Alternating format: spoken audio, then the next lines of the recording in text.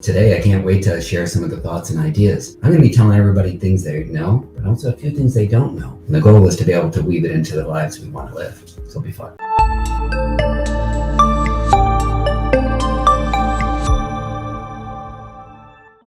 Do you mind if I ask you a couple more questions about your own personal journey with weight? So you and I have talked. You tend to go a little bit more vegetarian, vegan than a lot of the channel viewers. A lot of folks think that you can't cut your carbs at all if you're in a vegetarian or vegan diet. I've done the research. I've done the demonstrations. You can. You can actually go 100% vegan and 100% keto. But you didn't do that. I think you did more. Tell us a little bit more about what you did. So with my family heritage, vegetarian was the pathway. So that was kind of the first, second, and third. I wish to say it was some aha moment of health. That wasn't the case. But in terms of appreciating and honoring that, indeed, I think as a vegetarian, mind you, I was a vegetarian when I was 50 pounds heavier, multiple times. Mm-hmm. So again, vegetarian diets and weight loss honestly didn't always connect. So I was appreciating indeed, as you've talked about, in terms of not just food choices, but also food combinations. But then frankly, it wasn't all about the food. It was about understanding how I was going to fuel myself for the day I wanted to be a part of. The movement, call it exercise, sleep, and the stress. So, and also understanding that what I was eating was also triggered by my exhaustion. It was triggered by my stress. So all these things kind of came together and I didn't realize what I was doing. You can appreciate this during our time back in Baltimore, not shared time, but our parallel time. You know, some of my months when I was on call all the time, guess what happened to my weight? Thank gosh we were wearing scrubs because you didn't have to have a belt. You didn't know if your belt line was getting any bigger or smaller. So in terms of looking at the food concept, it is something in which we all have to learn our bodies. And then for me, indeed, the refined carbohydrates as a vegetarian was one of the first things that I didn't want to look at. But once I did, that was a big first shift. And then really understanding what foods can be, again, higher or lower glycemic. I'm still learning about those. So tell me a little bit more detail about what you learned and what you did in terms of glycemic value. So first and foremost, the refined carbs. I mean, it's so easy out there to, you know, the breads, the rice, the pastas. You know, being of Asian descent, the household did a lot of rice. And that was just a key. They do a flatbread rolled out, you know, whole wheat. And, you know, that's also something there. So for me, it was an opportunity to move toward things that were a traditional Indian dish that would have a stir-fried vegetable with all amazing spices that we now learn, you know, their anti-inflammatory healing process. I didn't know that it had all that. I just knew that when I was young, I wanted pizza, fries, and cheesy bread. I mean, and things of such. So that's probably the first big thing there. And then also in terms of having food that was sustainable, meaning sustainable in terms of sustaining my energy, I should say. So in terms of eating breakfasts that were not going to be very satisfying, having things now that I learned it during my time, my favorite nutritionist back in Baltimore, is doing food combinations, you know, focusing on protein. I think as a vegetarian, you have to spend much more time focusing on protein than if you're not a vegetarian, especially living in, you know, the world that I live in. So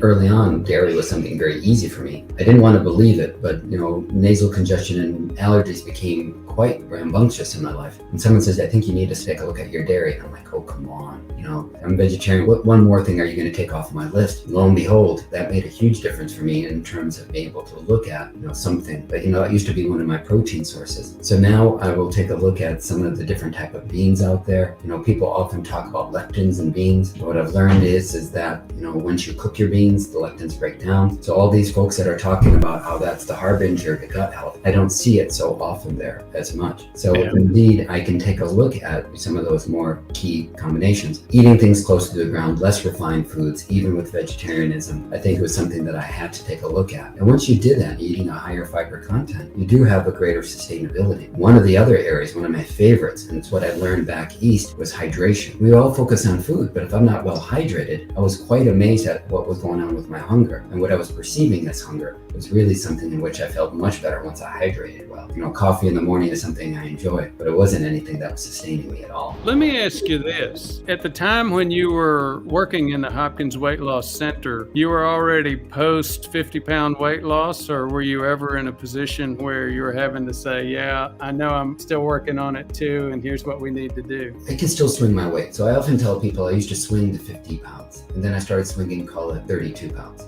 Then 20-ish pounds, and then teens. And nowadays I'll swing, you know, therefore anywhere from 3 to 7 pounds in terms of a shift from season to season, month to month. So what I wish to say is that when people ask me about it, I said, I'm on the journey. I'll walk this path with you. So again, it is sometimes, you know, things change in terms of some of the foods that are in front of you. When spending more time with family, honoring my parents and honoring their care. So eating more with them and looking at what foods that they are putting on the table with them. So these are things in which when I was at Hopkins, in terms of looking at it, I was still looking at with them. And of course, you always kind of share your own experience, but you just loved helping people tell their story and help them understand why, again, where was the food coming in, doing some of that aha moments of just writing it down.